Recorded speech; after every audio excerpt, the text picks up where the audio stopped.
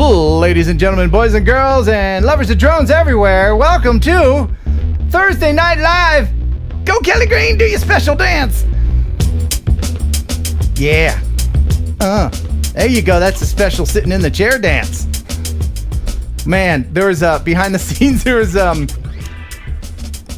little kerfuffle happening, and I had to reboot my computer like 1 minute before showtime, but we're good now.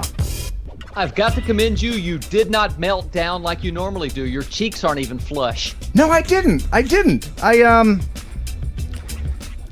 was very proud of myself. I bit my tongue. Must be something about the new feng shui of the room. Did anybody notice the feng shui over here? This is in the corner of the feng shui. It just really sets off the room, doesn't it? Okay, I'm done bragging. No. Go grab that thing and put it. I want to see what it looks like. I haven't seen it. Oh, it doesn't come off the wall. If it comes off the wall, then the sensors, it'll cross the laser, and it's got. You have to clip a couple wires before, and it's in a hyperbolic chamber. Anyway, you've got it hooked up to lasers. Oh, lasers! But man, we already got the super chats coming in, and that's good because if you like Kelly Green, he's working for tips. Yeah. He made me start paying him to do this. Like it used to be fun, but he's like, Ken, you're gonna have to pay me to be on here. That's not true. Metro Drones, $20 super chat. Happy holidays, everyone. Getting things started. And John Dom, John Dom, let's pound it. Thank you, John Dom. And now let's get right into, hopefully, fingers crossed, the Cadillac of processed meats. Ladies and gentlemen, it's Pigeon Jerky. You'll enjoy pigeon jerky, Yeah. the Cadillac of processed meats. Woo. You'll enjoy pigeon jerky, and you'll give your family a treat. It's balanced nutrition to help them grow. Yeah. And it's full of fiber to make them go. Here we go. You'll enjoy pigeon jerky. Pigeon Jerky, the Cadillac of processed meats. Yeah! Woo! Man, oh man. Oh, I tell you what. All right, we're good. The loud train went by, and we're all good. Welcome, everyone. If this is your first time watching the stream, please let me know. And if you're a longtime viewer, thank you very much. Tell a friend about it. And if you're watching in Europe and it's like 1 or 2 a.m., thank you for doing that. I appreciate it. I get emails from people saying, I start watching your show, I say I'm going to watch it for 10 minutes, and then I'm up all night, and then I'm sleepy for work the next day. Well, thank you very much for doing that. On the show today, lots and lots of great stuff. Lots of prizes, lots of great guests, and Kelly and I will be exchanging Christmas gifts. That's right. What do you have there? Looks like something pretty good, doesn't it? You want me to open it right now? Is that what you're saying? No, we can't do that right now because I want to delay the gratification of opening up my gift card. Kelly's a great guy. He's one of my best friends in the whole world and one of my oldest friends. But well, he's a gift card giver. Now, don't let this reflect on the amount of friendship that we have, but just know that the thing that you're holding is much more awesome. Not that it's a surprised. You might be shocked. There might be a mystery gift in there. Not that it's not a competition. Not a competition. Speaking of competitions, we're gonna play 2 games today. We're gonna play 1 second song. We're gonna play a 1 second song, the version of which will be a group of songs that you absolutely know, and a group of songs that you should know but don't, i.e. classic rock. Yeah. Yeah.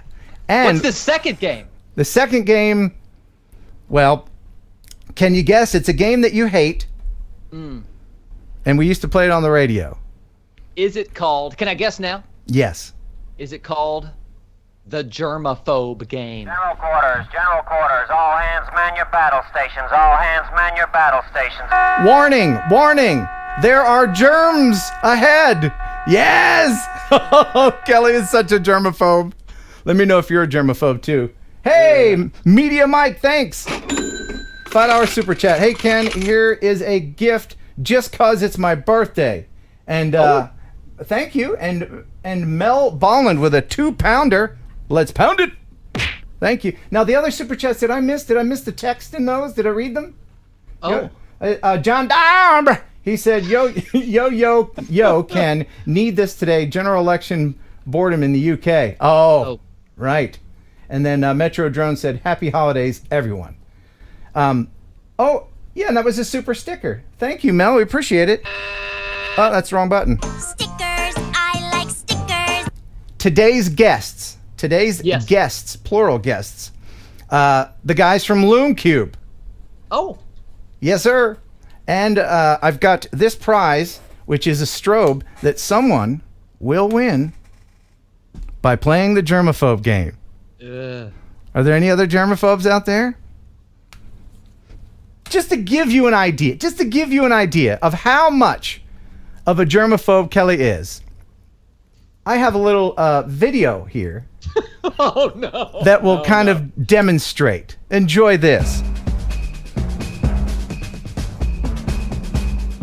One of our coworkers was sick at the radio station, and I put his snot rags in a bag. That bag. You remember this? Yes. Yes.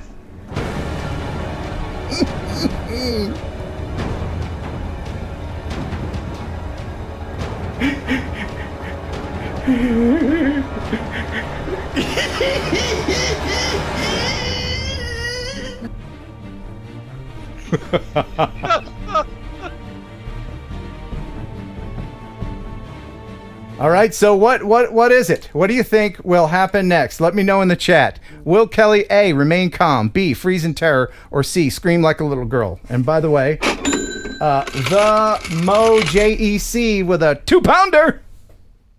Thank you. News coming up, by the way, but we got to get through this bag of snot. Watching live from the UK, second attempt. All right. So what do people say? C's. Oh, There's a C, we sea got of an A, C's. we got an A. Well, let's go ahead and find out. Dude,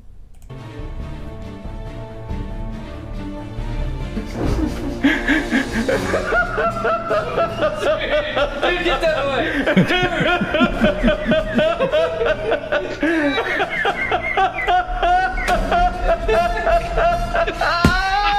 What are you got that out there with? Dude. You're freaking out. Evil. Oh, sickness germs right there. Yeah. Get that away, dude. Did you wash already where it touched you? Yes. How long did it take? To wash? I'm just lay it on your head. No, you're not.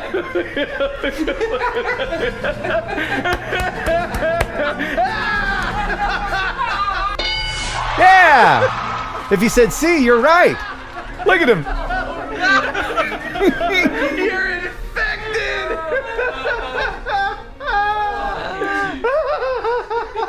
That's awesome. Oh my god. Okay, so you're good with your own germs. Now this is, that's him. That's the guy whose rags it were. Oh. Yeah, it was, yeah. Yeah. And then, of course, I had to go back up to your office. Bo just licked it. You really did like it. He really did. Dude, if you're my friend, if you are any part of my friend, you will not touch that on anywhere, any part of my body. If you're my friend. Am I a friend? All right. Thank you. All right. Yes. Ow!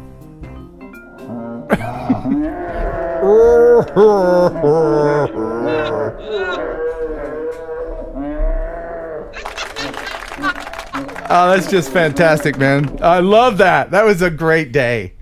You're probably still in therapy, are you? I Therapy. had a lot less gray hair back then. Yeah, Yes, yeah. I'm still in therapy for that. Red Ranger GC, $5 super chat for some Purell for you, and Double R TV. Thank you. New drone owner. Hello to Ken, to Kelly. Hello and welcome.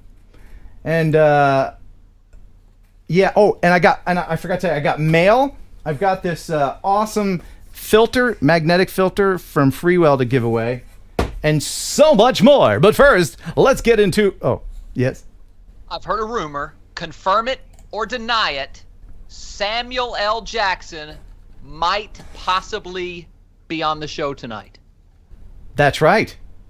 That's right. He might be on the show Serious? right after the news. So you want to stick around. Samuel L. Jackson. Yes. But first, let's head into the newsroom. Stop the music. It's time for news. Everything you'd ever want to know about drones and the drone community. All the news that's happening right now. Jeff Sills, what's going on? Well, I'm just trying to get accustomed to Kelly dancing around from that pole. That was cool. Oh, yeah. Good times. Okay. So tonight's drone news is brought to you by GPC Custom Drone Cases, providing you with the highest quality professional cases so your investment is always protected when it's not in the air. Custom cases are also available by request. GPC, designed for life. Be original, be blue. Online at goprofessionalcases.com. That's right. And they have the Mavic Mini cases available right now. And I'm going to be giving one of those away in the next few days. So be looking out for that. GPC, love you, mean it. All right. So first in the news, we have sort of a follow-up to a previous story we had covered.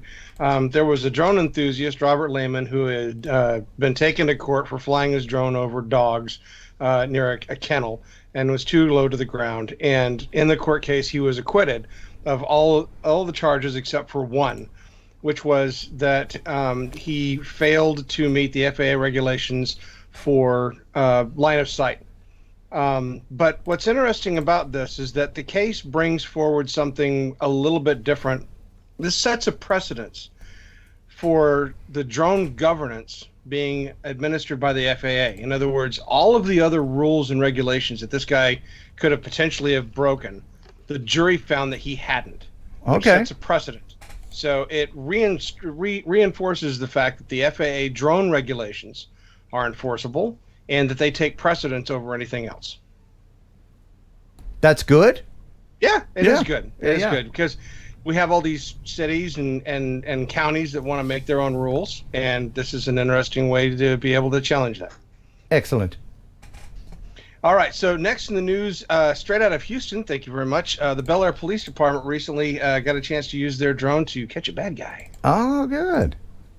This is the Matrice drone. It's the newest crime-fighting tool for the city of Bel Air, and it has a thermal imaging camera, which means it can deploy both day and night. Police here are calling their newest addition to the force invaluable in both public safety and service. Adding mode. For a police department that's never had a helicopter of its own. It took a helicopter to chase bad guys in the past, and it was very expensive to do that. The hum of an unmanned overhead aircraft is now a pretty welcome sound around Bel Air PD. It goes about 50 miles an hour. It's got a range of about 3 miles as long as we can see it visually. It can go up to 400 feet. The thermal camera on it can see a human walking down the street or even a warm vehicle that was recently parked. The zoom goes from up to 30 times optical and 180 times digital. And this fall, the drone's capabilities were put to the test, called in to help West University police find a runaway burglary suspect. And that drone was able to locate the suspect before the officers could, and basically lead officers to the suspect. The drone, deployed a block away, found that suspect running back and forth in a backyard, then captured the moment he tried to get rid of a backpack.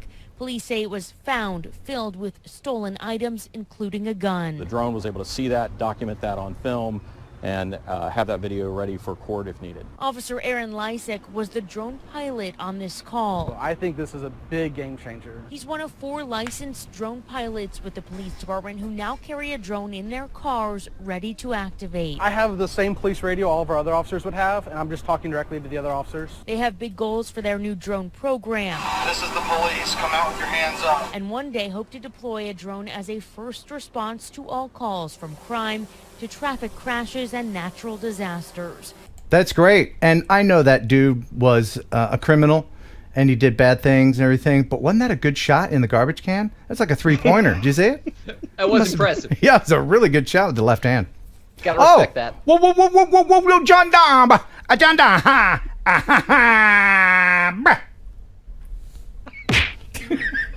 Two-pounder. Jeff needs a trim. Serial killer or what? Yes, we're going to have to start using ground-penetrating radar in your yard there. Just to look around. And Ray Bob's Antics, man, $50 super chat. Hey, Ken, we love you, dude. Cut the cord and do your thing. And by that he means go full-time and get rid of the job. Well, I'm trying. Here's the thing. I'm greedy, and I still want that money from the job, you know. And I know you're looking. Oh, this guy's got 102,000 subscribers. He must be rolling in it. Well, not actually. It's kind of terrifying prospect to go full time. And just to be honest, you know, Kelly, you know what it's like to in the radio world, in the morning show world. Your life is kind of ruled by ratings. You know, you live and die by the ratings, and so the same thing goes for YouTube. You know, it could be on top one day, and the next day, that's it. So it's true. Yeah. I don't know. I kind of like having the regular job as a safety net, but there's your $50 answer there, Ray Bob. Yeah. Never put all your eggs in one basket. Diversification. But yes, I would have a lot more time to do more content. Now back to the news. All right, so next I have Ehang, our favorite drone people that like to fly people around in China. Oh, wait. I think I have the wrong... That's the wrong logo, isn't it? That's from Mr. Robot. Sorry about that. Kind of looks like the same thing. There we go. That's that. There we go. Sorry about that. Sorry, Ehang. Yeah, okay. My bad.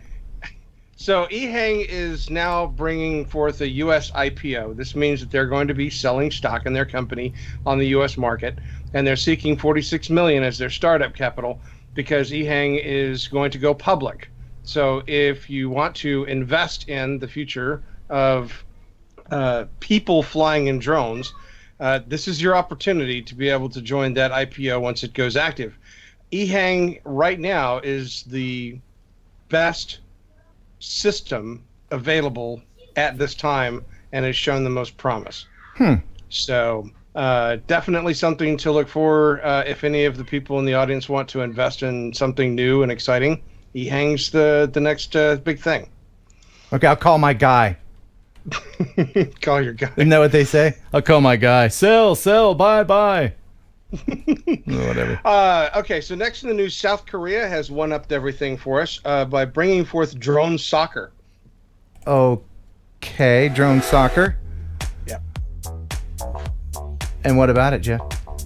So essentially, two teams of pilots take on each other in cages using drones fitted with 360-degree cages, giving them more of a soccer ball look and ensures the drones can crash without any damage. The cages are carbon fiber and fitted with LED lights to show which color the drone is on, and the object is to aim the drone at the ring to fly through it to score.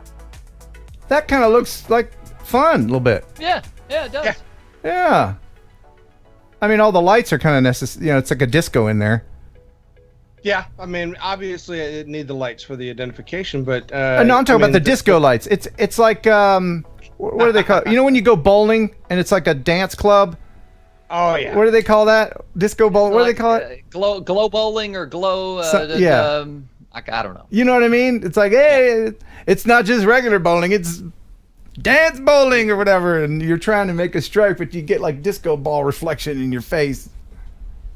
Yeah, anything to draw people in. I thought it was an interesting new thing to do with drones, and I like the fact that the safety features for it. So, cosmic bowling. Okay, that's it. Cosmic bowling. Yes. Cosmic bowling. Mm-hmm.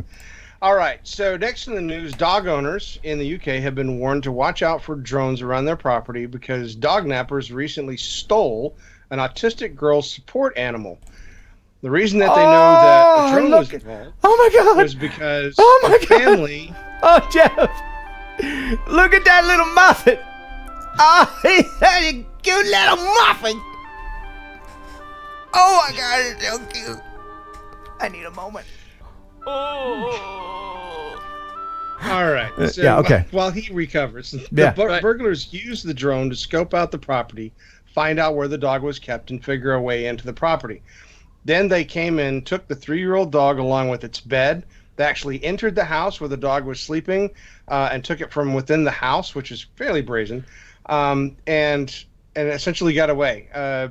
So the police are essentially raising the concern to start watching out because they're using drones to essentially scope out potential, places to steal or rob. Wow. Yeah. But once again, isn't that just the cutest little muffin? Look at those eyes. Look at that. Look at that little nose. Look at those ears.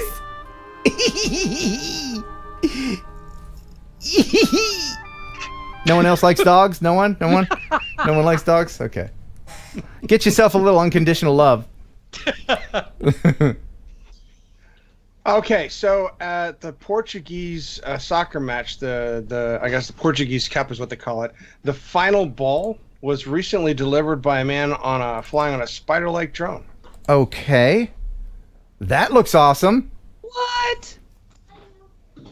Look at that thing. It's essentially like a hoverboard, and he flew into the stadium and actually landed and provided the final ball of the game to the team that was starting.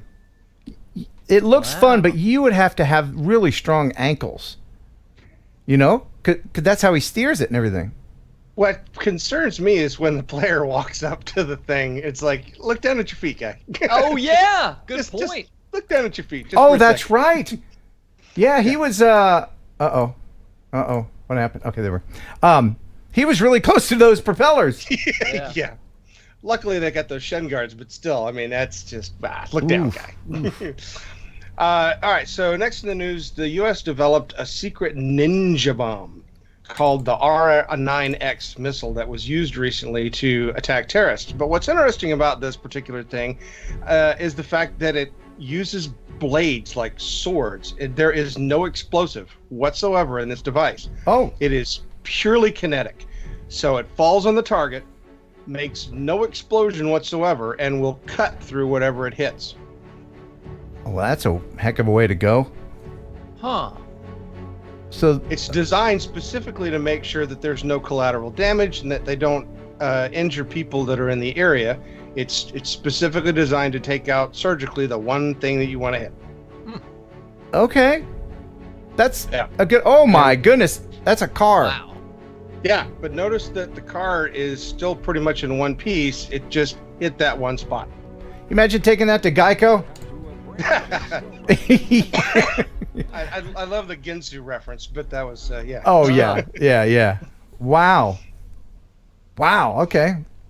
That's very interesting. It's a force multiplier, by the way. I think somebody said, it's a force multiplier! Definitely. So as we reported earlier, Disney was putting together some big X-Wings to be able to fly at the Star Wars thrill ride in Florida. Boeing helped them do this. We recently received this footage of them actually in use, which is pretty impressive. Kelly, you a Star Wars fan? The first three that came out in the 70s and 80s, yes. I haven't seen any since. Okay, I thought you were going to say something clever like, I'm not really into Captain Picard that much, and then just make everybody mad. No. Can't get your Wars and Trek mixed up. Now these are huge, aren't they, Jeff? Oh, yeah, these things are the size of a small pickup truck. I mean, they are monstrous in size.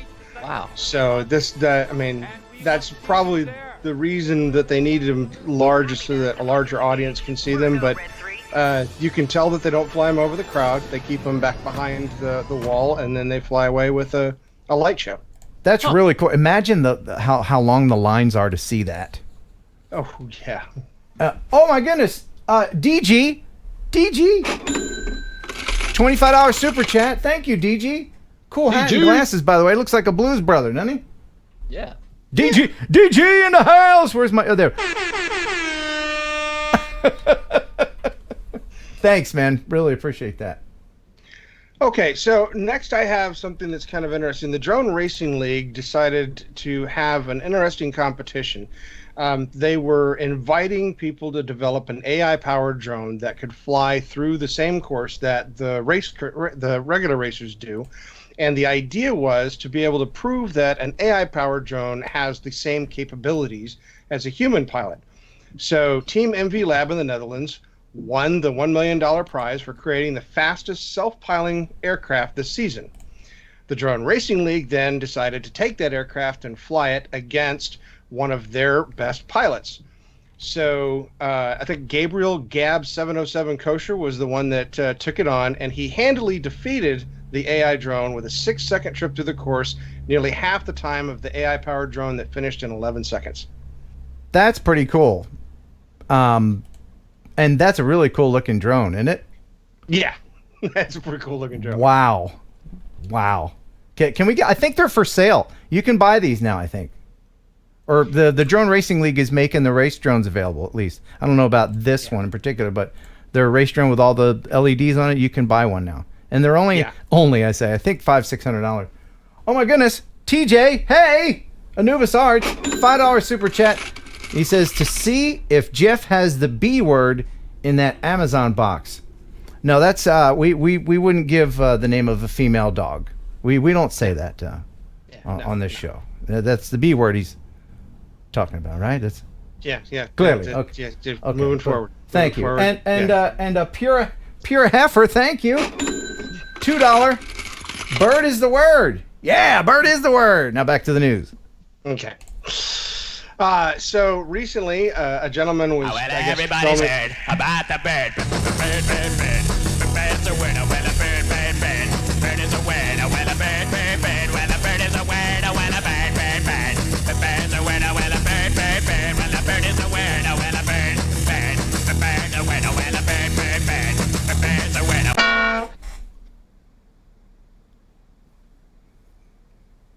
By the way, my apologies to Lume Cube. They're standing by. I told them 7:30 Central Time, and they're like, bird. Okay. Yeah. So sorry about that. Keep doing that bird stuff. Sorry. That's good. Okay. Okay. All right. So the next video that we have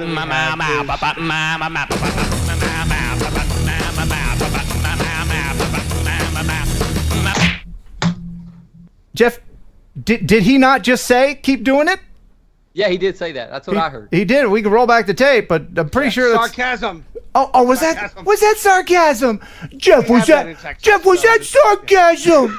Here comes the sarcasm. Jeffrey, was that a little bit of sarcasm?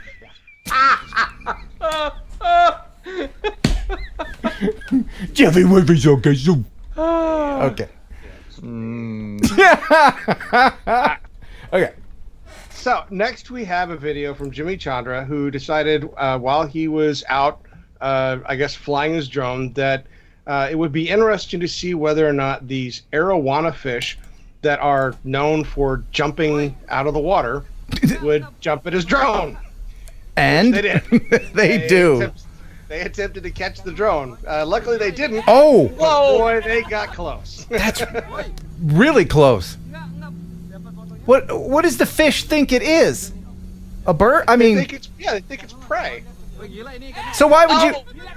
I don't understand. Okay, I'm look at me. I'm trying to understand fish logic. Yeah, it's a South American fish that is 3.2 feet long, and they're predator fish. They hunt prey and they jump out of the water to catch it. So they'll get small birds, etc. And in this case, it thought that the drone was a bird and went after it. It thought the drone was a what? No.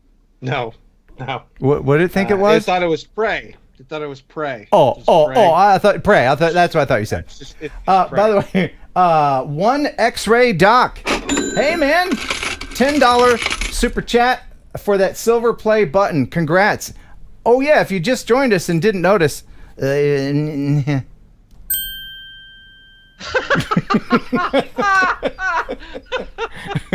Little feng shui in the room. Yeah, there you go. Perfect sound effect. All right, so on Monday there was a deadly volcanic eruption that happened in New Zealand's White Island, and there were a lot of people that were injured. There were several people that are presumed dead.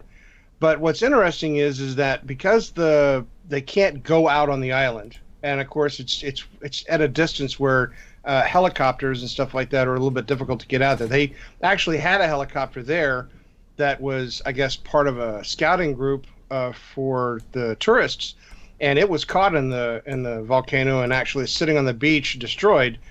So what they've been using is drones. And drones have been circulating around the island looking for any survivors or people that were still missing, and trying to help retrieve and locate where people are on the island. And I thought it was worth noting the fact that the drones had been actively a part of this, because they can't go on the island, they can't put rescuers on the island, and they're certainly not going to fly helicopters around it with the fact that it's still an active volcano with the potential of going off again. Once again, drones to the rescue. I love it. Yep. So in the Netherlands, they had a drone video award, and a Middelburg man by the name of Thomas de Koster won the award this year for this amazing drone video of kite surfing. Oh. Yeah, that's a lot to contend with. You got the rope and the water. Oh, yeah. Wow. This is what I say all the time. It's risk versus reward. If you're willing to fly your drone out over water, go near things, proximity, you're going to get the shots. It's just whether or not you want to risk it. Yeah, and there's also the erratic nature of the winds being able to push the kites in any direction. So it's not like you can just go out there and plan, oh, yeah, it's always going to be on one side or the other, etc. True. And this is an FPV drone, is it not? Yeah, if I'm not mistaken, I believe that this was one of the FPV drones. Okay. Whoa, look at that. But doesn't that look fun? Yes. Would you do it? Yes. You would? I think so. I mean, I would have to have some training because I don't want to fly off, 500 feet in the air. Right. Now, yeah, whatever you do, don't do a search on YouTube of kite surfer goes flying away. Don't do that. Really? Yeah, there's many don't videos watch of that. video. Because they're not using their hands to hang. If he lets go of that, he's still attached to it. Oh, I didn't know that. Yeah, I mean, there's a release mechanism, but I mean, he's using his upper body strength, sure, but yeah, man, there's a lot of potential for catastrophe. It does look fun though. My 20-year-old self would definitely do that. Right. Risk versus reward. Yeah, right. Yeah. UAVF Texas, thank you. $10 super chat. Congrats, Ken, on the 100K. I appreciate it. If you just joined us. Is that a good spot for it? Is that pretentious? I thought it would be in a more prominent position. I thought it would be a little closer to the camera, maybe a little more up front. It's kind of hidden back there in the back. Well, I didn't notice it till you pointed it out. I didn't want to be all like, look at me, bibbidi bop, I'm awesome, But that's how you normally are. You're right. Good point. I'll move it. I'll put it on a string and wear it around my neck like Flavor Flav. Yeah. So next time you see me in a video, I'll be like, yeah, boy. I know what time it is. The Mo JEC. We got a 2-pounder. Let's pound it. Thank you. There was a kite surfer jumped a pier in the UK. Yeah, I would do it, but first I need a time machine. Oh. To go back to when I was 20 and made of rubber. How old were you when you broke your back the first time? 24, 5. Oh, you were younger than that. You were in college. Oh, I might have been 20, 19, something like that. Oh, wow. Did I ever tell how I broke it as the clock is ticking and Lume Cube's waiting? Should I? I don't think I ever did. It's very cringy. It's a very cringy story. I'm going to try to tell it in the most PC way I can. And okay. quickly. I'll just tell you very quickly. If you're new to watching my videos, you may notice that I kind of walk like a turtle. I kind of hunched over like an old guy. I'm like, and you might be thinking to yourself, what's wrong with him? Well, I'm actually handicapped. I've got scoliosis and I broke my back 3 times in my lifetime. Mudball Creative in the chat already guessed how you broke it. To impress a girl? ? Here comes the story. Wow. Well, to impress my friends more so than the girl. Oh, man. All right. a quick. Jeff, you got time for a little sideline? Oh, no. Yeah, for this one? Yeah, go right ahead. Okay, let me find some dramatic music. No, that's too dramatic. No. It was 1984. No, 1986. And a young whippersnapper, Ken Heron, was at a place called Glenville State University in Glenville, West Virginia. Glenville, West by God, Virginia, as they say in West Virginia. And I was walking through the courtyard once, and I had been the guy who will pick up a girl and just throw her over my shoulder and carry her like a fireman's carry. Why? Because their butts are right here. And I'm 20-something, and I'm stupid, right? And it's the 80s. And it's the 80s, yes. So, bunch of clever friends of mine were sitting in the courtyard as I was walking by, and they said, why don't you carry her? And I look over, and there is a, how do I put this? I look at my analytics, and it's mostly dudes, so I apologize if there's any women that would be upset, but I will say that this girl was gravitationally challenged. Yeah, she was a biggin, and was that two? No, that was two. You were fine with gravitationally challenged. Right. You're right. I'll bring it back. I take it back. So she tipped the scales, and she also had about 100 pounds of books with her. But was I deterred? No! I wanted to impress my friends! I wasn't going to back down on a challenge. So I said, ma'am, are you game? She's like, yes, I'm game. Pick me up. That's the... Stop it! I'm so sorry! Right there. I'm so sorry. I don't remember what her voice sounded like. I apologize. I'm so sorry. Unsubscribe! All right. So I picked her up. And it was my knees were quivering. And I said, where do you want to go, ma'am? She said, the library, about a half mile away. And in West Virginia, it was a mountainous state, so there's stairs and hills. Anyway, so the library was on the other side of the set of stairs, and I took one step down, my knees gave out, and I sat down on the landing of the stairs, and she came down and blew out L4, compression fracture of L4, and I was lying on the ground trying to give this quickest story I can. I was the worst pain I ever felt. I was on the ground writhing in pain for 45 minutes, and then I hear some dude say, I thought you called the ambulance.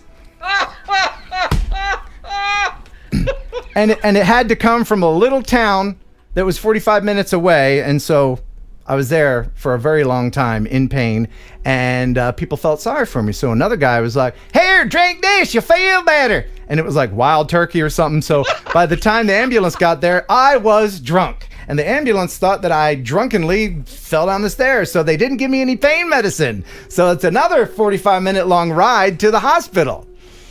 Boy, howdy, it was not a good time in Ken's life. And ever since and then after that, I was in the hospital so long, I flunked out of my classes, couldn't catch up. So now back to the news.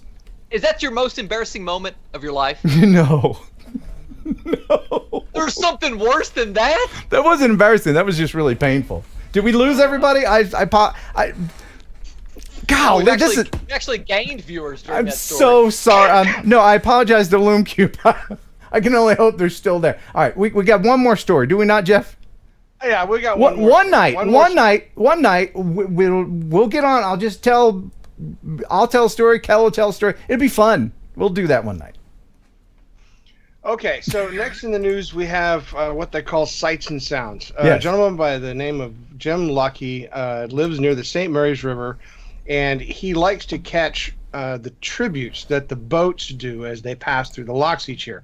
And so this time he decided to capture it with a drone and with audio, and I thought it was pretty fantastic. All right. Dozens of different freighters from all across the globe pass through the Soo Locks each year. As unique each one looks, each one has a unique salute. Captains will sometimes salute those on shore, and it's their way of saying hi. In today's Drone Sights and Sounds, Jim Lahaki takes us high above the St. Mary's River and Sault Ste. Marie to catch some of those salutes.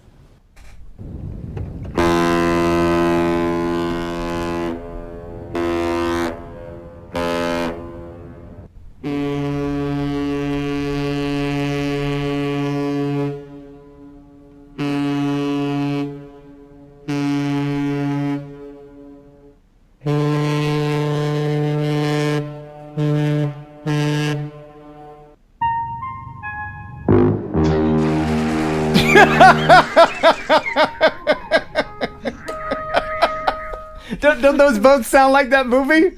You remember that? That's great. Oh man, Jeff, you doing okay, bud? You doing okay? It was such a beautiful news story. It really was. It really was. Wasn't it? Oh, so beautiful. And see, here I was thinking that you were going to make a comment like none of them had the Dukes of Hazzard horn or something like that. But that's yeah, okay. Yeah, that's why you do the news and we write the jokes. Yes, I know. Love you, Jeff. Mean it. All right. Thanks for stopping by. Now get out. All right. Sorry to rush you away there, Jeff, but good Lord, we're behind. So let's, you know what? We did promise Samuel L. Jackson, did we not?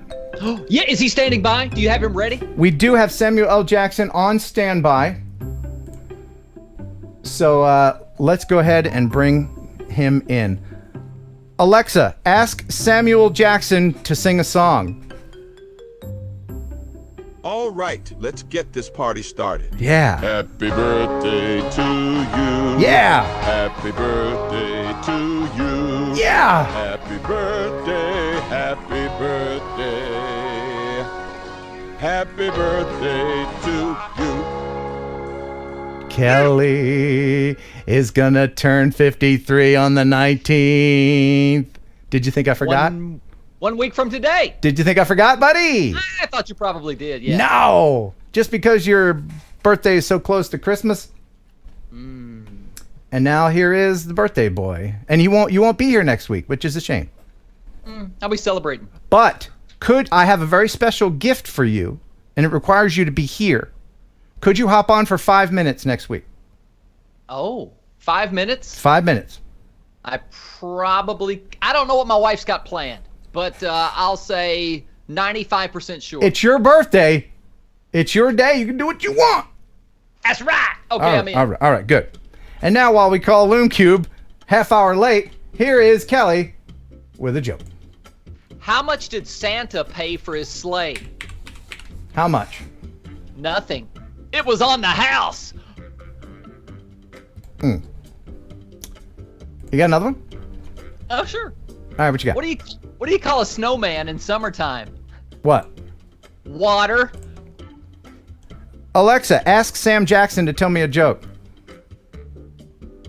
How many Avengers does it take to change a light bulb? Just one, but in the process, you're gonna lose the house. Ah! Oh, and by the way, before it gets too far, 2 pound. Look, they're asleep. They're asleep. Oh, sorry, dudes. Welcome to the show, man. Just very quickly before it gets away, the Mo JEC with a 2-pounder, and we're getting a horrible feedback. If you want to turn down something, we're going to open up a hole in time if you're watching up on another thing. 2-pounder, thank you. And oh my goodness, Scotty makes stuff. Hold on, guests canceled. I mean, guests paused. So hold on a second, guys. Are you watching the chat?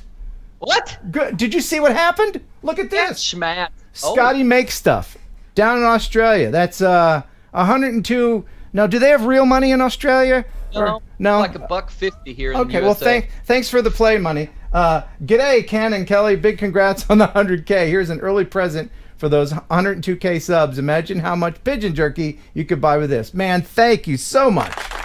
Scotty from ScottyMakesStuff.com. Check it out. All right. Welcome to the show, Mr. Lume Cube. Guys, introduce yourself, please. What is going on, guys? You got Riley here from Lume Cube, and I'm Trevor. Riley and Trevor, welcome back, man. It's been a while since we had you on. How are things at the Cube? Couldn't be better, man. Just cranking through December, ready for the holidays, feeling good. All right, now you do have an office building shaped like a Lume Cube, do you not?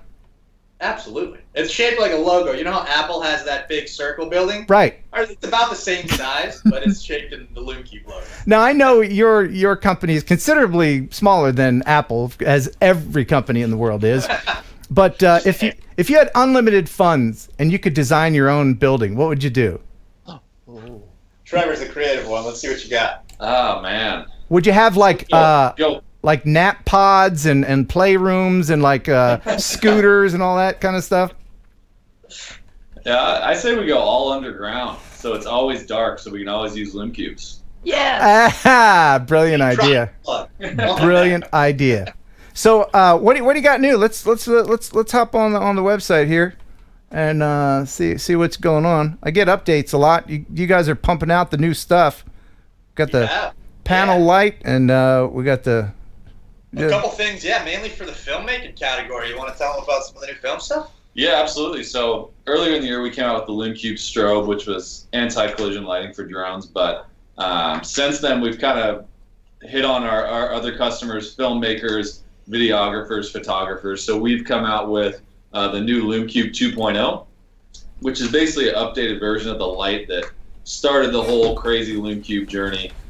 Indestructible, super bright, waterproof, really good, a good photography tool. Then we also came out with the Lume Cube panel as well, which is our first LED panel. It's bicolor.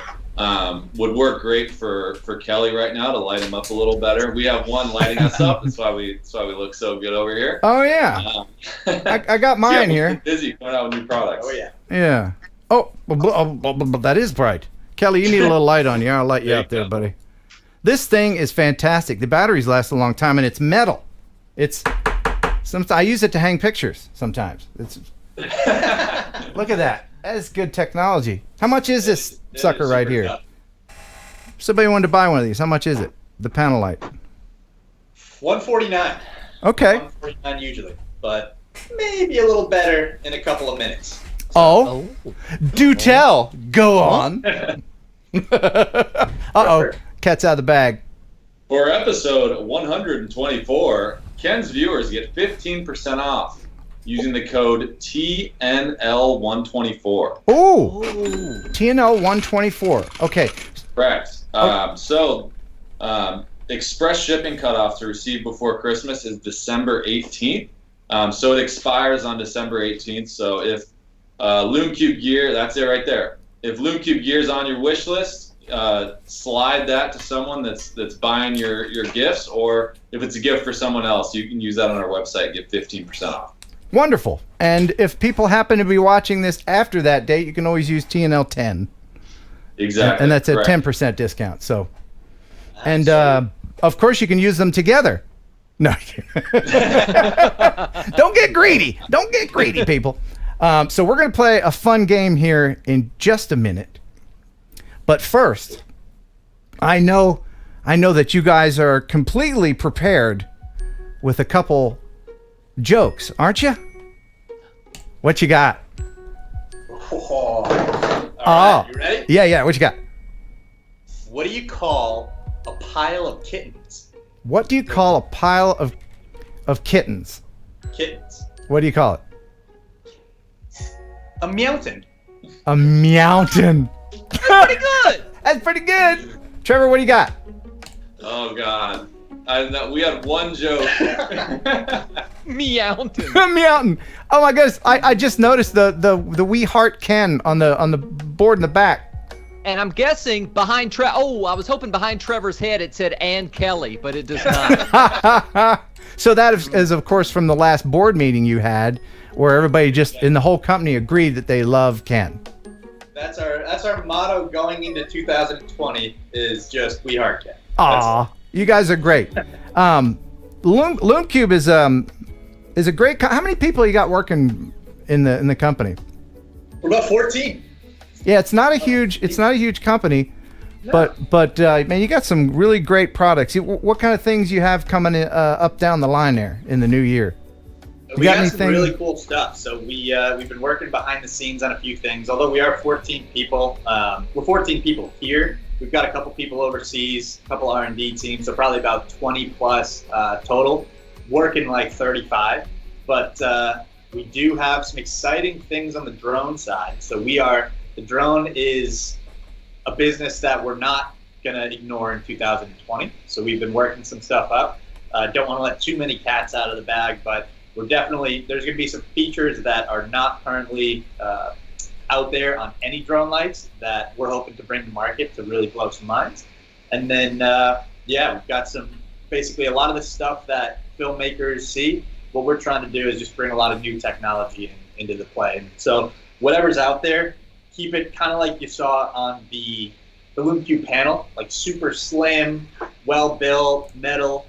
taking existing concepts kind of like that. Like there's a million LED panels out there, but making them kind of worthwhile in 2020 and sleek and well designed and long battery life. We do the same thing and just keep them kind of upgrading the product. So it's very vague. Yeah, no, I appreciate the vagueness. Ourselves for a future episode. Very good. They're always innovating at Lume Cube. Now I have there's a lot of people watching that are amateurs. They're not really sure about lighting. They know that lighting is important. How do people decide what lighting to use for what? Because there's a lot of options out there. There's like big, huge honking lights that'll light up the whole neighborhood, but you don't necessarily need that all the time. Yeah, we answer that a lot. Yeah, I mean, where we really come into play is where your cord can't reach the outlet. So if you have a big studio with big studio quality lighting, you're probably going to be okay with that. You can use Lume Cubes for little fill lights or accent lights. But really where we come into play is if you're doing landscape photography at night, if you're doing environmental portraits, all these things that you can't take your big bulky lighting out there with you, the Lume Cubes really come into play. We've took a lot of the studio quality features of big lights like a Fresnel lens and really quality LEDs and have brought them into a portable size to allow you to get those same results but out in the jungle or for beach sunset shoots or all these things that the everyday creator is doing. We've kind of catered our lighting to those guys. And you have a lot of options for video conferencing as well. Absolutely, yeah. So we're using one right now. We have a panel and a stand combination. Really good. It runs like 8.5 hours on low power, which is all you really need. And then we have an Air VC as well, which suction cups to your computer. So if you're on the go or have a virtual team, really good to use. Just plops onto the back of your laptop and makes you look well lit. So when you're about to go live and your face pops up, you're like trying to find the window in the room so you look a little more prepared and well lit, and we have a solution for that as well. Right. And you guarantee and to show that viewers kind of the importance of it. Yeah. If we turned ours off. Right.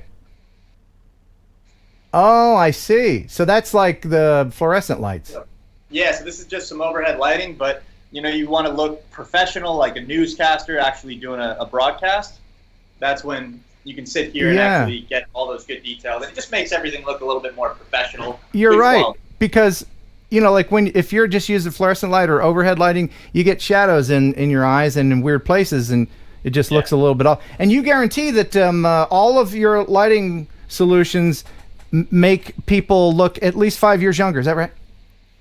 100% guarantee. Or what's not only money back, we'll double your money when we send it back. Cool. Wow. Kelly, did you have something to say there? Yeah, a couple of things. Number one, you guys do a fantastic job on your Instagram, so make sure you follow Lume Cube on Instagram. I love checking out your stuff that way. What's been the number one selling Lume Cube product of 2019?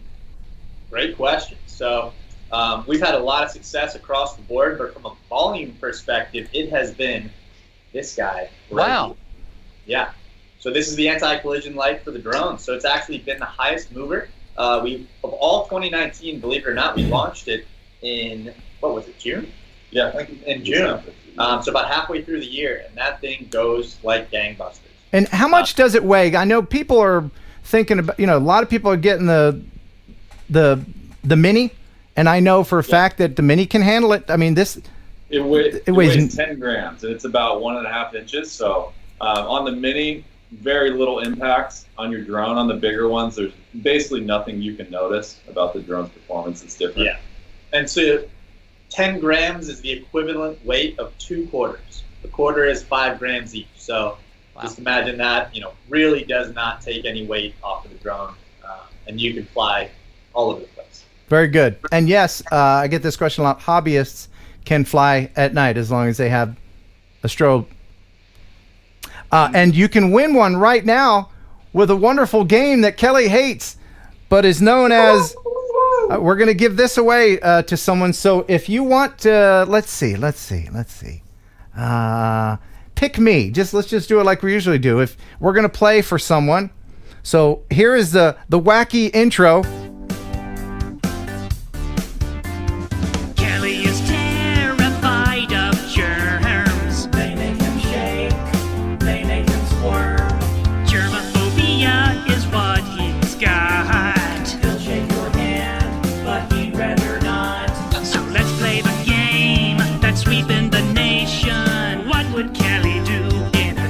situation. All right. Kelly is going to pick someone who will win this. Now, Kelly, please explain to everybody how this contest works. So Ken will present to me a very germy situation and will give a few choices as to what I would do next. And you just have to match up with me to win the prize. I'm guessing that's how it'll work, correct? Yeah, it's pretty much like that. It's kind of a either or situation. And so did you pick someone to play for? How about that Drew guy? That Drew guy. You know, I saw that Drew guy in the chat and I was thinking, man, it's good he's here. Thanks for coming by, that Drew guy. Yeah. All right. So, of course, now we're going to get help from our friends here. You guys can chime in.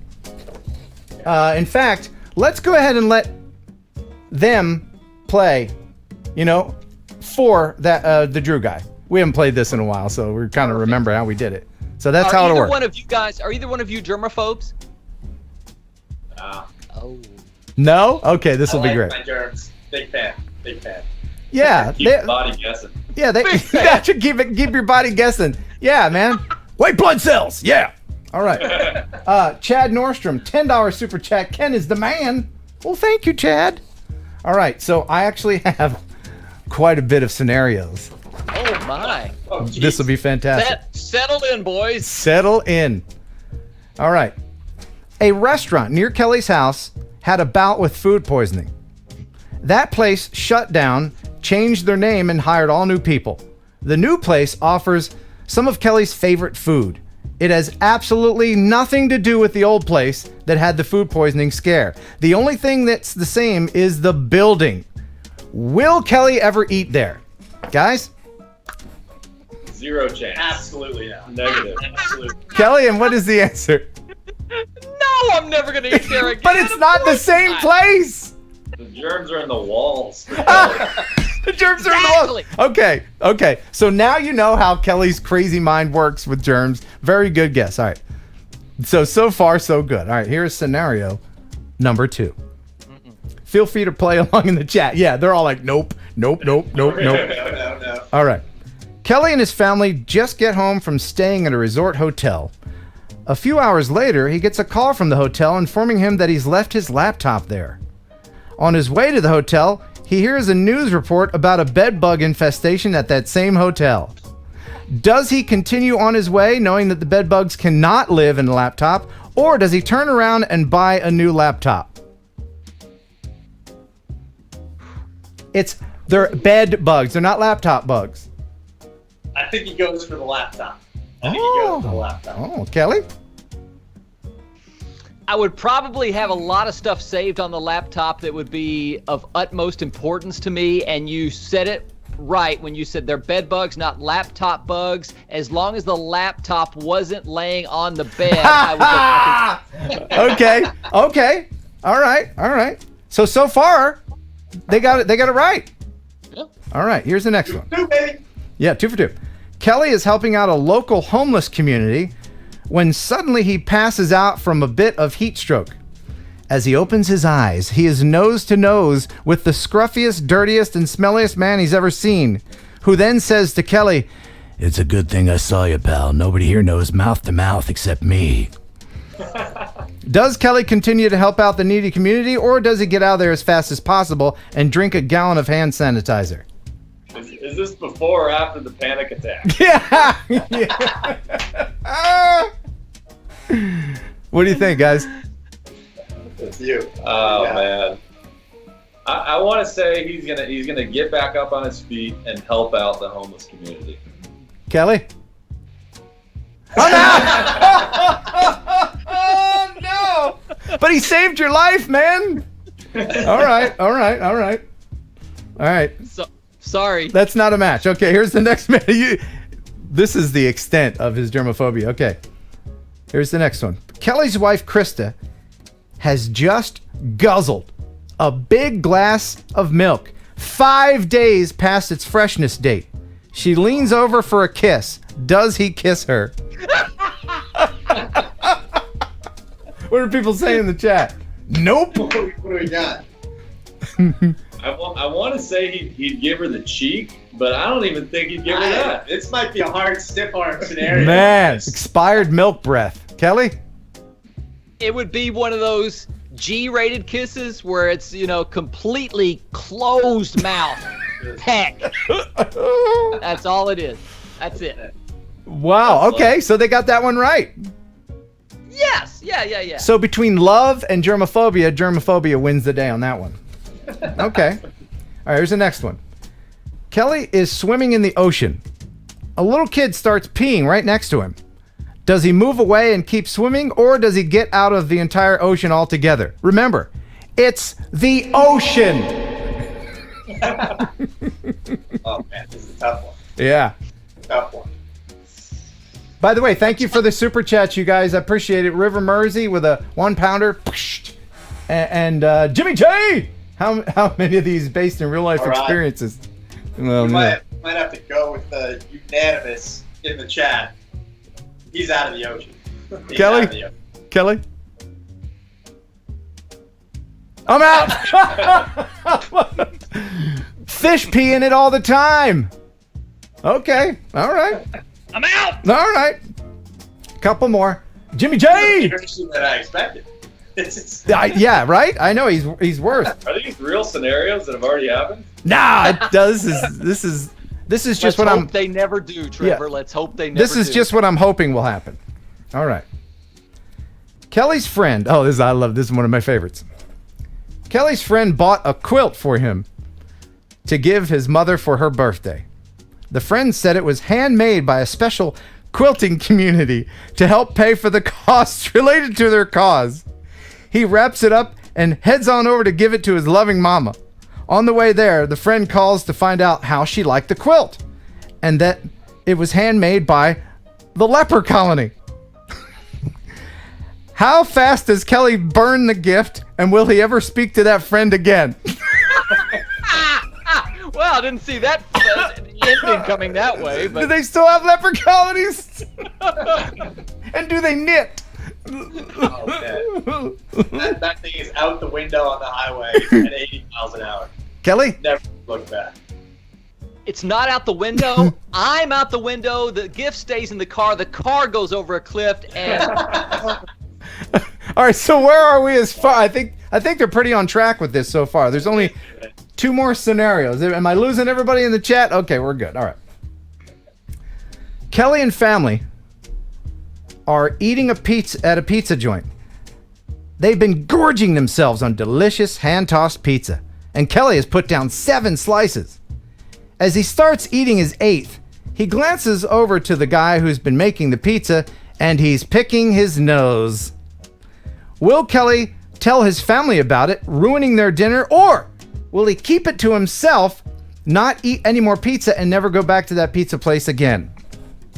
So the question is, will he ruin the dinner for his family, or will he not tell them? Another love versus germ scenario. Yeah. Who's gonna win? What do you feel? Oh man, I think to avoid having to buy an entire different dinner, he's gonna let them eat, fill up their bellies, and not eat a single thing. Kelly? I think Ken said in the question, in the scenario, that I've already had 7 slices, so it would be easy to fake being full and just back away from the table. Okay, but you wouldn't tell them that there's nose pickery in their food? Oh, wow. Knowing that it would ruin their meal? Yes. Oh, well, that is love, isn't it? That is love. All right. All right, here is the last one. And by the way, if you just joined us, we're playing the Germophobe game because Kelly is the world's biggest germaphobe. All right, and we're playing for that Drew guy. Kelly is at a big party for Sting, one of the wrestlers he's trying to get to autograph his WWE pajamas. There's a big punch bowl in the middle of the room, and everyone is enjoying a glass as they talk about how awesome Kelly Green is for hosting this amazing party. Just then, Kelly hears a big achoo behind him. It's Ric Flair, and he has just sneezed into the punch bowl and has been doing so the whole party.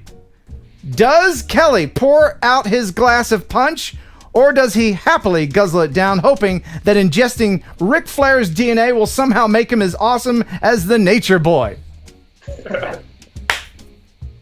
Oh, man. What do you think, guys?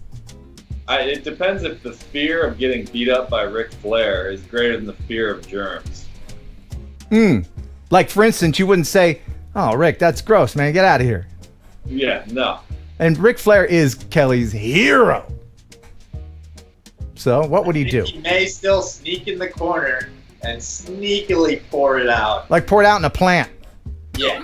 Okay. Yeah. Kelly?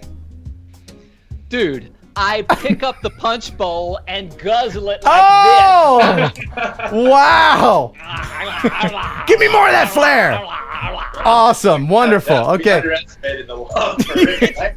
It's the Nature Boy, Ric Flair. His Okay. DNA is going into my body. So here's a question for you. If Ric Flair drank a glass of expired milk and he leaned in for a kiss. Yes! It's Ric Flair! Well, congratulations, that Drew guy. Awesome. Awesome. Thank you guys for playing along. Got one more thing, and it's called Would You Write It? And this week's Would You Write It is, well, it looks pretty dangerous. And if you don't know what Would You Write is, there's so many of these manned drones out there, and these people building huge drones that they're riding in their backyards and everything. So this one is called the Jetson Speeder Prototype. And it is this week's Would You Ride It? Let me know in the chat if you would ride this thing. I'm a hard no on that already. You can see how close his feet are to the spinning blades of death. Wow. And he hasn't peeled his controller.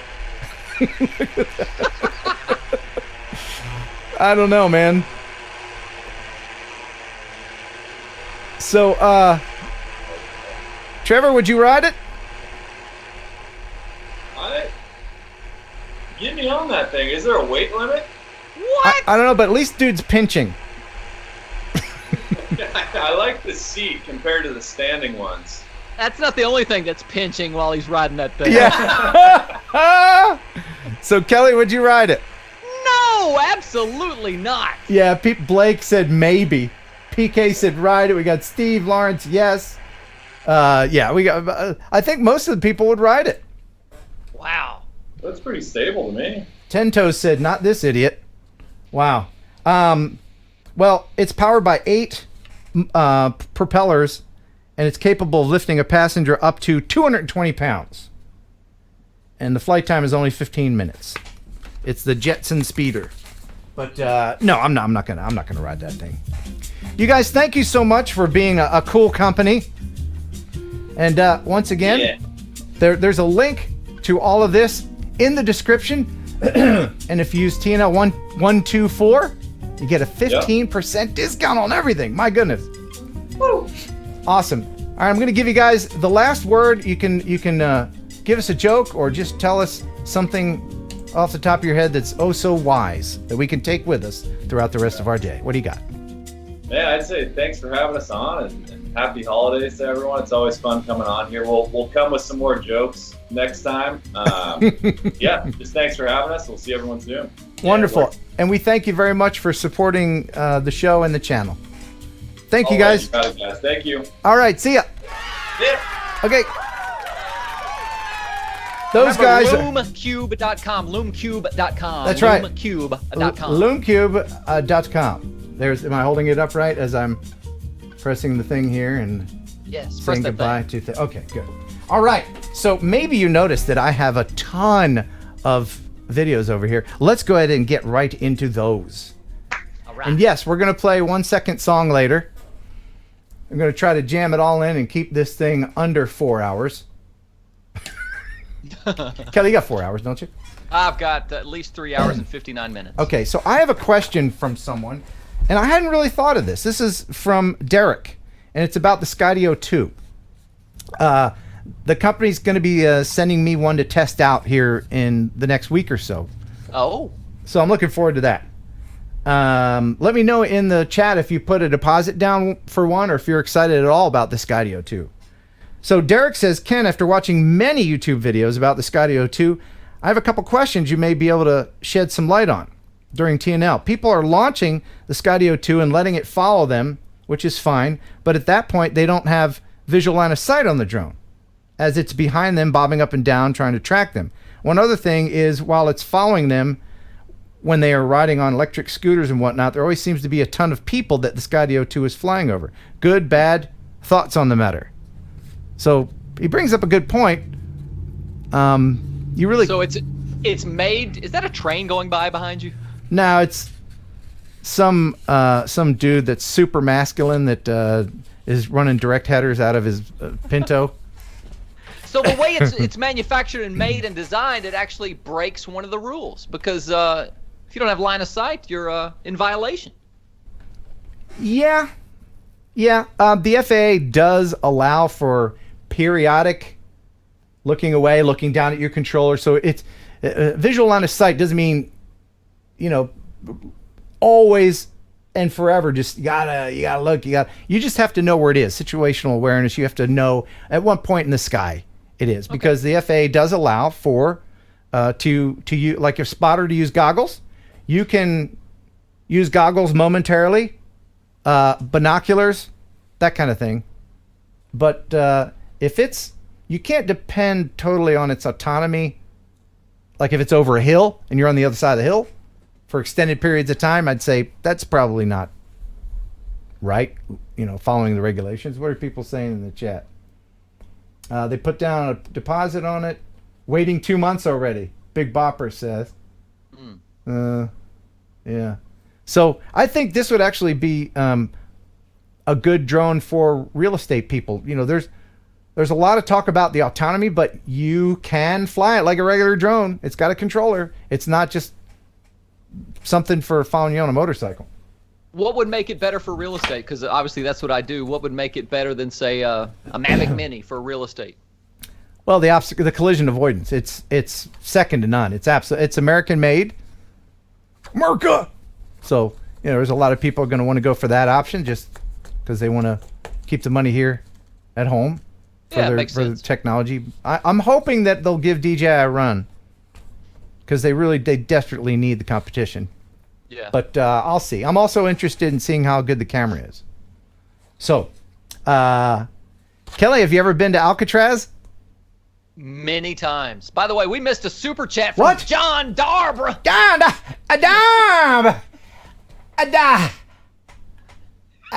I feel like that name is such a speed bump to the show. I can't just say his name. I gotta go pound it. Thanks, man. Appreciate it. He What do you wants to say? know where you got the snazzy clock, the Bu and Buy clock. Where did that come from? Oh, a viewer made that.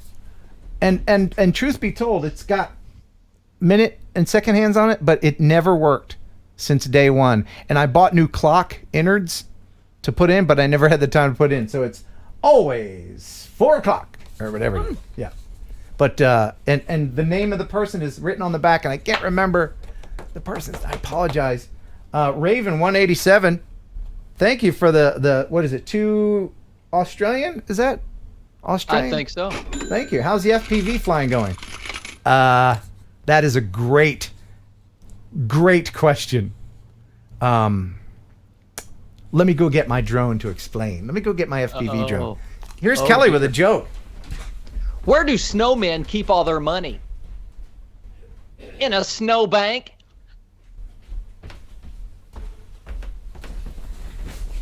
Was it a good joke? It was top notch. Okay. Oh, see, now that was a part that fell off. Parts and pieces. I crashed it hard. I'm going to post a video about this. It'll be brief because it was on my first battery, and I was like overconfident, and I was like, I can fly next to that telephone pole, and well, I wasn't next to it. I right into it, and then it went into the ground. It was sticking out. Motor first, about this deep. Let me make my picture bigger so you can see the detail. This motor here just caked with mud, just caked. I had to use distilled like alcohol and all kinds. I haven't started it yet, and the frame is okay. The battery was hosed, and I broke a couple propellers. And I had a GoPro. I had a GoPro on here, and the GoPro flew off. I had to recruit a family that was playing on a playground about a block away, and I said $20 to whoever finds my GoPro. And there's like 7 kids, like, oh, you know, it took about 15 minutes, but we found it. It looks like a flip-flop with propellers. Can you put your foot in it and just yes, lift off? Yes, it's a little known feature that people don't really know about. Is that you can wear one FPV drone on each foot and go flying. Oh, follow up from last week's show, the drone Christmas ornament that you broke. Did you repair it? I did. Oh, there it is. There it is right here. I glued it that night. It's ready. I'm going to bring it to Allentown, Pennsylvania, and hang it on my mom's Christmas tree. Nice. Yeah, so there it is. Thank you for asking about that. And I'll just put it right back up here on the... No, I'm going to put it... Easy. I'll put it down there. So, Alcatraz. I went to California when I was 15. I rode a train across the country from New York to San Francisco. And got a visit at Alcatraz, the old prison. It's now a museum. And you're not allowed to fly over Alcatraz with a drone, but you can fly around it. And the person that sent me this video signed it, name redacted to protect the kind of stupid. Oh. So I'll just go ahead and start this and then read the letter. Enjoy this. It's a beautiful video. Dear Ken, this week I was in the San Francisco Bay Area for work and brought my drone. Had a great idea to get video of Alcatraz. You can't fly over, but around. So I flew out to it, and then the drone lost signal and returned home. That's when it almost became an inmate. This is a good time to remind viewers that return to home altitude should be adequate for the trip, and object avoidance is a good thing to have on your drone. Love the channel. Name redacted. Uh-oh. Yeah, what you're about to see is pretty astonishing and lucky. So right then it lost signal. Oh no. And now it's returning to home. It's returning to home. Oh, go up, please. Please go up. No. No. Oh my God. Oh no.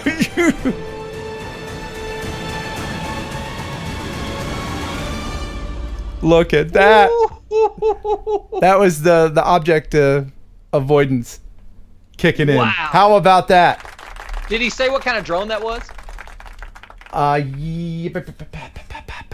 think it was a Phantom. Wow. Can't be sure, Scary. but yeah. How about that? It was pretty cool, wasn't it? Thanks for sending that in, Anonymous. Kelly? Yes. You ever been to Sweden? Many times. Many times, of course you have.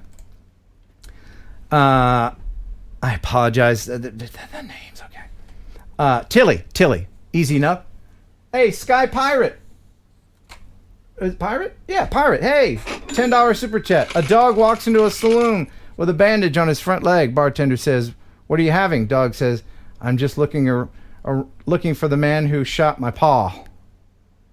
I should have done that with an accent. "I'm just looking for the man who shot my paw." That's worth $10. That's that's pretty good. Thank you. That's good. It's a good one. It's a good old good one. All right. So this is from Tilly from Sweden. Hey Ken, Tilly from Sweden here.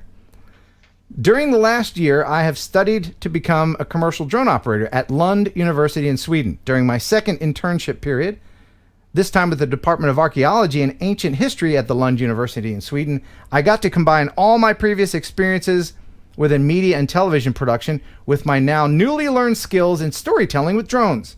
I would be delighted, and it would also be an honor for me if you would show any part of this video during an upcoming TNL. So this is just a little clip from a much longer video, but this kind of gives you an idea. My name is Nicolò Dell'Unto and I work at the Department of Archaeology and Ancient History at Lund University. My research focuses on methods and theory, and for this reason my role here is actually testing new methodology for documentation and in general for archaeological practice. We combine GPS or total station to have accurate positions of anything we want, but we also actually use UAVs or drones which can be equipped with sensors of different kinds. And these allow us to really look at the landscape and also at the site in the landscape in a completely new light.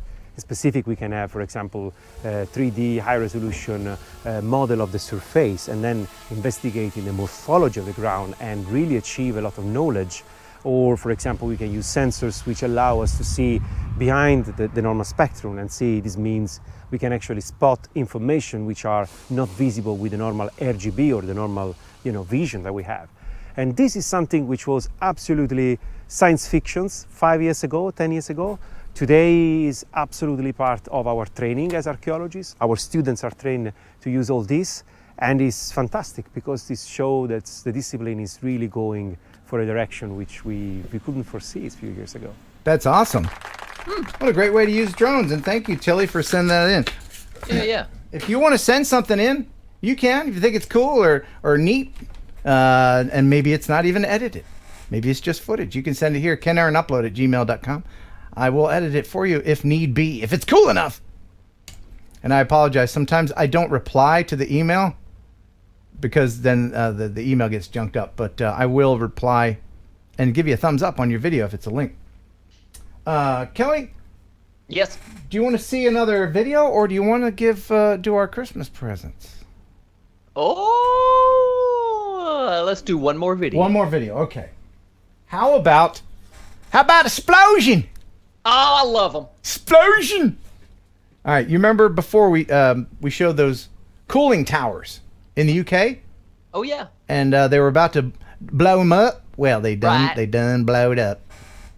Ken, the morning of December 6th at 11 a.m., the 4 cooling towers at the old Iron Bridge power station in Shropshire,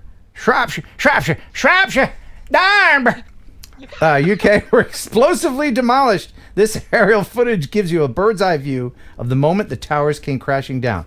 2 people sent me footage, so I've combined them. This is video from L. Smeghead and Tony T. And they done blowed it up real good. Oh, my.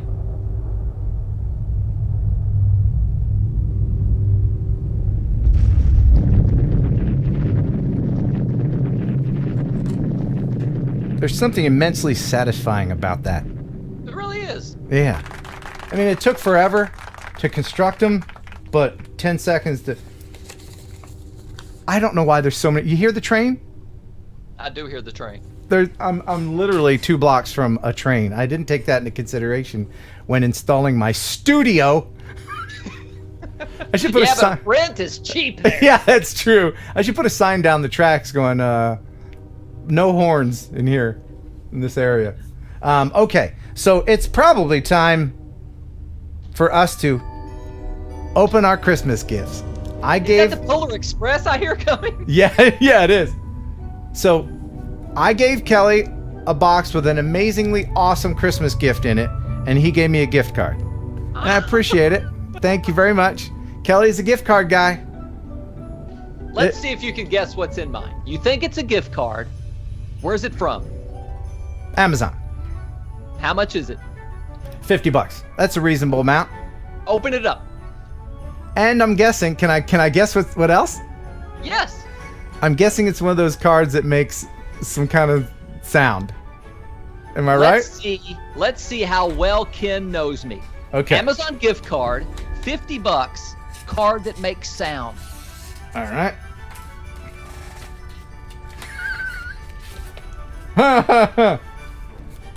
Brr. Ring on the fun, it says. Okay. And it's a card that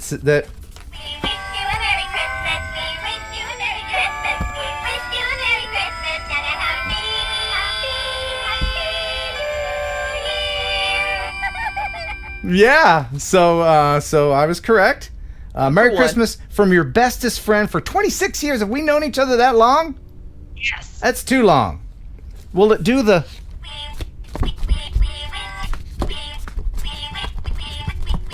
remix? And then something fell out. What is it? And how much is it?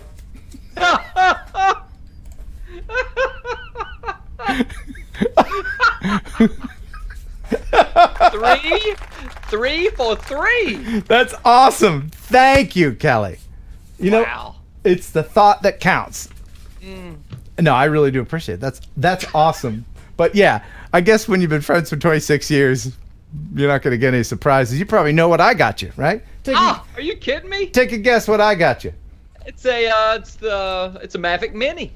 See if you can remember what I've gotten you in years past. Now, I've got a pile of gift cards from years past. Now, Kelly, the last 2 Christmases, can you remember what I got you? Last year, you got me a Stretch Armstrong. Yeah. I did. Yeah. The year before that, or maybe it was 2 years before that, you got me a turntable. Yep. Which was awesome. Yeah. You also got me a vintage Hank Williams Sr. vinyl album. Yeah. Which was awesome. Uh-huh. There was one more thing last year, and I can't remember what it was. I got you that Atari thing. Oh, yes. Yeah. That was cool. Yeah. But there was something else last year, but I can't remember what it was. Oh, well, it's not important enough to remember. Nah. All right, so Should let's see. I tear into it? Tear into that thing, man. Let's see what you got. Oh, man. It comes from America. America! That's not the box in which it arrived to me.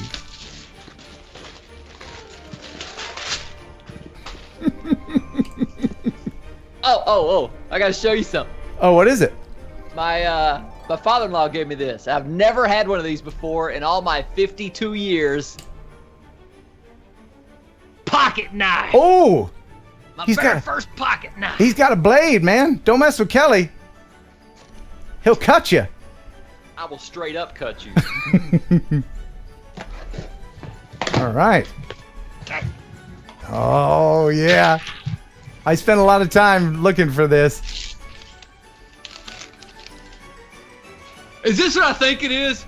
Dude, if this is what I think it is, this is the greatest Christmas gift I think I've ever gotten. Ever. And I will be wearing this a lot. Bust it out. What is it?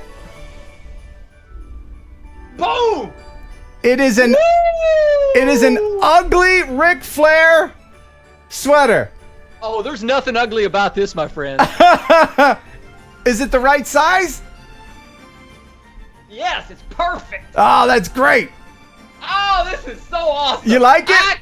I will wear this Christmas Day and every Christmas party I attend between now and then. I'm glad you like it, buddy. Oh, this is great. Merry Christmas, my friend. Merry Christmas. The one and only, the leader of the 4 Horsemen, the world heavyweight champion, Ric Flair. You know, David Crockett, this is the time of the year when no matter how much dislike you might have for someone in this sport, no matter how much the competition wears you down, this is the time of year when Santa Claus is going to make it all right for everybody involved. And in this case, Ric Flair, this time of the year can be called Santa Claus because he's the man that's holding all the gold in the greatest sport in the world. I will stop at nothing to stay on top. Stop at nothing. I will not move out of that big house. I will drive nothing but Mercedes or Rolls Royce. Yeah. I will go nowhere on a commercial airliner. Yeah. I will ride in nothing but limousines. And I will make love to nothing but the best looking women in the world. You know why? Because I'm a winner. Don't jump. Woo! On the nature bar. Yeah. Woo! Yeah. Wonderful. Wonderful. What do you think about that? Oh, that's right. Your friend Conrad Thompson just married Ric Flair's daughter a few months ago. That's right. I wasn't going to show you that. That was a little slip up on my part. No, that's true. That's big time. But I will tell you this. And I have a picture. There he is right there. There's on the left, Conrad and the sunglasses all the way on the left, and then his wife, and that is Megan Flair. And then Charlotte Flair, real and then name Ashley. Yeah, and then Rick Flair there in the middle, and then some other people I don't know. But yesterday I was looking for that clip online for after the Ric Flair sweater. By the way, put that on. There's a lot of people saying put it on. Put it on? Put it on, man. I'll take off his headphones to do it. Yeah. Yeah. Oh, that's totally you, man. Yeah. That was made by the same people at the leper colony.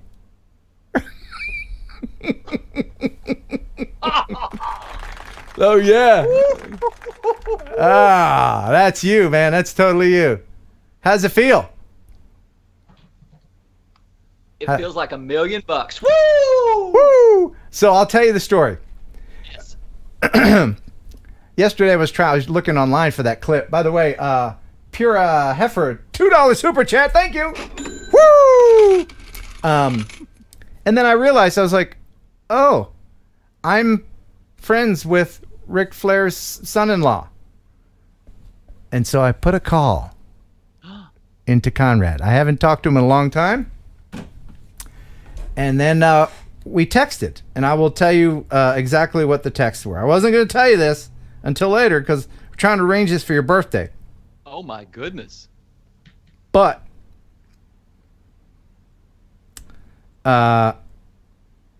so I asked Conrad if Ric Flair could pop on to Thursday Night Live for a minute.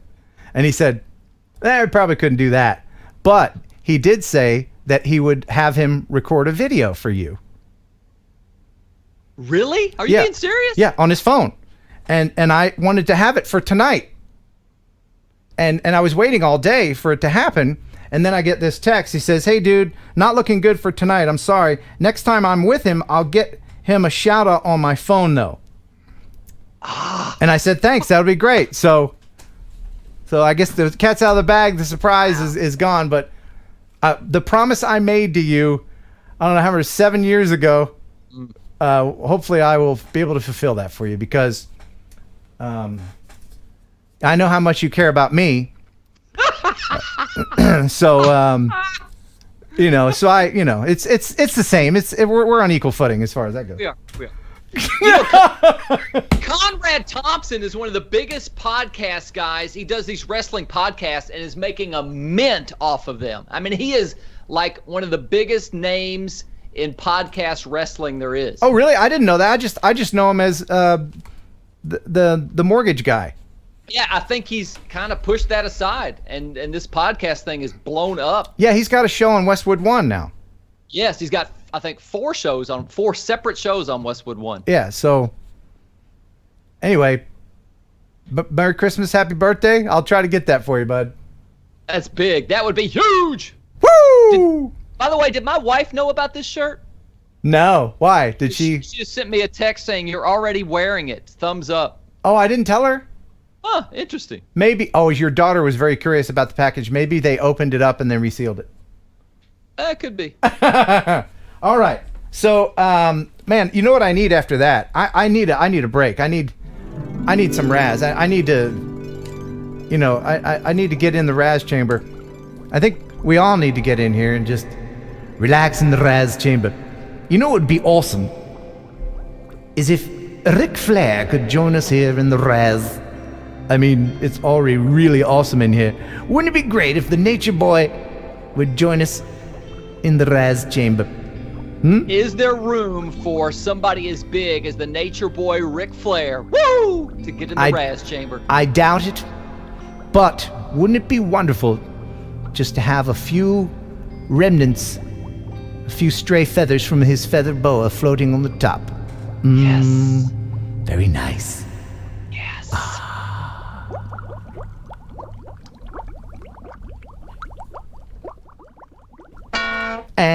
And we're back. That's weird. Yes, I know. To the new people watching, I know. It's billed as a drone show, right? Let's show some videos. Are you too hot in your new sweater? Oh, I'm hot, all right. You really are going to wear that, aren't you? Of course. Like at Christmas time, like all the Christmas pictures will be. Okay, cool. That's great. Great gift. And I don't know if I've said a true thank you, but from the bottom of my heart, thank you for this awesome gift. Aw, you're welcome, bud. Love you, man. Do you have any dude friends in your life that tell you that they love you, that are not related to you? You're the first one ever to do that. Really? Yeah. I have 3 people in my life that are just friends that tell me that. I consider myself very lucky. I have 2 guy friends. I have you and a dude named Tim, and those are my only guy friends. It doesn't make me feel weird in any way, you know? I'm like, what, you love me? Oh, get out. Chug, chug, chug. Anyway.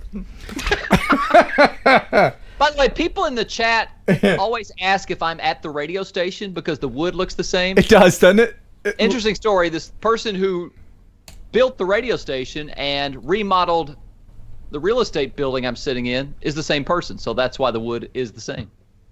Oh, Dillahunty. We can mention his name. Yeah. But our buddy Mark Dillahunty did Cool. both buildings. Yeah. That's awesome. This is the viewer video of the week, so I got to wait on that. How about another near miss as we thank Crazy Coasters for Canadian $4, eh? Thanks. Keep up the awesome and hilarious videos, man. I will. Kelly, you and I are going to film something this week. Yes, on This weekend. on Sunday. It's kind of a Christmas video, right? Yeah, we can't say any more because it's a surprise. Awesome. This is from Geotechie, and I think this is one of the first times that I've gotten an email from Geotechie. I love hearing from new people. If you want to send me an email, chit chat, send a video, link, anything, right there like that. Ken Heron upload at gmail.com. Hey Ken, here is a near miss when a train driving in a dumb car trying to beat it. Luckily, also at the end of the video, it crosses Trinity River Bridge. Check this out. This, it's short, but I would never cut it this close. See that car? See the moving train? Oh no. Oh no. I mean, that's not super close, but you know the dude in the train was kind of shaking his head. Idiot. Have you ever cut it close with a train like that? Not that close, no. No. Why risk it? Yep. Yeah. Ooh, we've got mail. We just got a letter. We just got a letter. We just got a letter. We just got a letter. Wonder who it's from. Well, I got a couple things here. I got a postcard. Oh. And it says Happy Holidays 2019. Hello, Ken, Kelly, Ashley, Jeff, etc. Love watching you on Thursday. And it's a girl handwriting. It's from one of our only female viewers. Love watching you on Thursdays. You all make us laugh. Hoping you have a great holiday season. Here's to many more laughs in 2020. Good luck on your new adventure, Ken. Hugs, Kelly and Don Coulter. Aw, that's real nice. You're real nice. Is it out of focus? There they are. It's one of those personalized ones. Very good. Thank you. And I got a letter from someone. Just a very brief letter, and maybe they didn't want me to share it. I don't know. He says, I love your channel, Ken. Watch every day, especially Thursday night, live. However, I don't know how to get set up on the chat.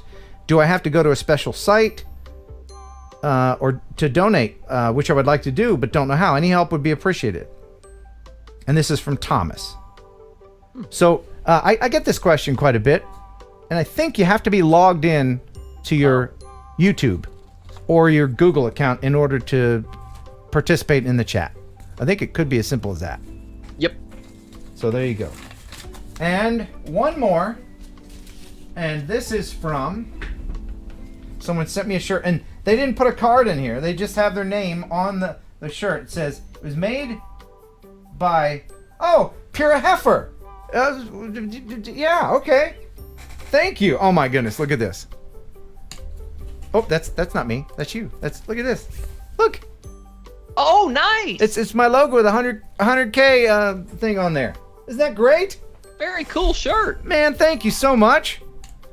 It really touches my heart to just get random fun stuff like this in the mail. Unsolicited, just, hey, here, Ken, from nice people. Thank you so much. If you want to send me anything, you can snail mail it. I check my box at least once every other month. Box 1281, Huntington, Tennessee 38344. So we're gonna play 1 second song here in a little bit, but first I do want to play a couple more videos. This one is interesting, and so is this. But I'm gonna give you a choice, Kelly. Oh, am I missing some super chats? We got Mel Bolland with a 2-pounder. Thank you. Wish you could do the show more than once a week. Yeah, me too. Kelly and I we did a similar morning show on the radio every day, and boy, that was draining, wasn't it? Oh yeah. Every day, and we have to get up at 2 a.m. So to hell with that noise. No, you know what? It's actually better to do once a week, because if I did it anymore, I wouldn't have enough time to prepare. There's a lot of preparation going on in the background that once the show starts, I'm just ready with everything. And the Mo JEC with a 2-pounder. Thank you. Still awake watching in the UK. Keep it up. Wow. It's really late there. It's probably time to go to bed there, UK. You know when you're listening to something like a video? Sometimes I'll listen to videos to try to go to sleep. Nature programs or something where they're just droning on and on, blah blah blah blah blah, and I go right to sleep. Do you think? Do you have to have noise to go to sleep? No, I don't. Do you? Yes. You do? Got to have TV or radio going. Oh wow. Okay, now I got complete darkness and just the gentle breathing of my little puppy. Aww. Aww. All right, so Kelly, do you want to see a video about wind turbines, or do you want to take a walk through a Victorian cemetery in the rain? Victorian cemetery in the rain all day. Okay. All right. This is from a guy named Macy. Hey, Ken, love what you do on YouTube, and I thought you'd like to see a bit of Birmingham, England from the Mavic Mini. So this is mini footage and a little tour of a Victorian cemetery from the UK. Enjoy this. Hi guys, welcome to Birmingham. We're at a place called Warstones Cemetery here. It's an old Victorian cemetery established in the early 19th century. It holds a section of catacombs that are under the ground, and it was actually subjected to an Act of Parliament when the stink got that bad. It required people to be buried in lead-lined coffins. Wow. Fancy joining me today? Come on then.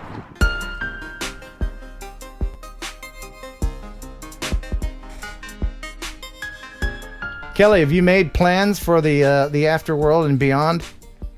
No! You haven't? I mean, I have a will, but I haven't picked out a burial plot. So you're gonna be buried? Yes. Okay. Is that too personal? No. It's kind of dark, though, isn't it? A little bit dark. I think I'm gonna be cremated. I think you should be. If I can't figure out how to live forever. But I'll give the old college try. But I tell you, even in the bright sunshine, that place would be creepy, wouldn't it? Yeah, it's a little bizarre, isn't it? Boy, in England, they have all the cool old stuff, you know? Like, everything is just... So Key Hill have catacombs as well, all in the side of the cliff face here. Let's go and have a look. You can see they're all set into the side of the hill here. It's very much seated lower down than Warstone Cemetery.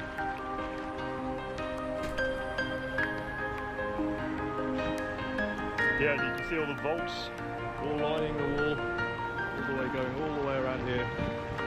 It's a lot larger than Warstone, which is just up the way. Wow. Yeah, dear. That's creepy right there. Look at that. Oh, you can see into that one. Oh, wow. I'll pop you inside, see if you can see anything. Oh, we're going to go in. Oh! Okay, we'll just pop inside, he says.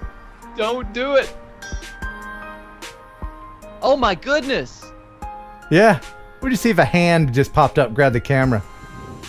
Wow. This one here from 1823. Absolutely incredible. The amount of money that this must have cost.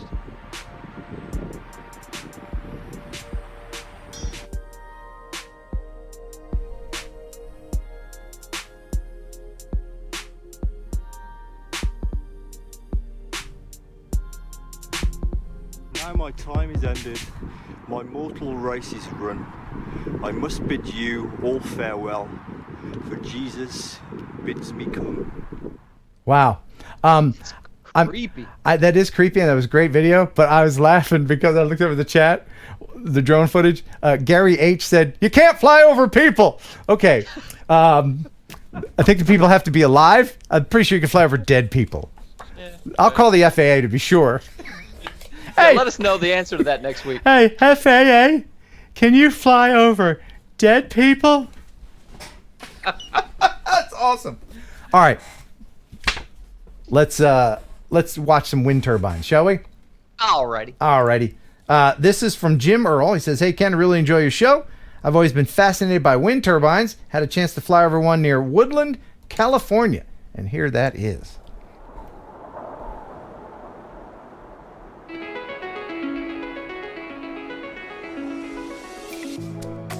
Now, when we go around the other side, not to be morbid or anything, but see if you can't see the where the birds have struck. See up there at the top?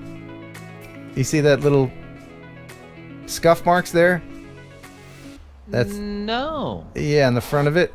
It looks like that's where maybe birds have hit it a few times. Oh. These things, perspective-wise, you can't tell how big, but that little block there is as big as a school bus. I was going to ask you that. If a person was standing on that, how much space would they have to walk around? Yeah, they would probably not be taller than that antenna, a person, I'm imagining. Wow. Yeah, these things are immense. And each one of those blades can cost like $120,000. So keep that in mind next time you're flying through one. Yeah. And I have to admit, I did in Arizona. I flew through one a while back. Thank you very much for that. Oh, no. What? Oh, no. What is it? It's gendarme. No. It's gendarme.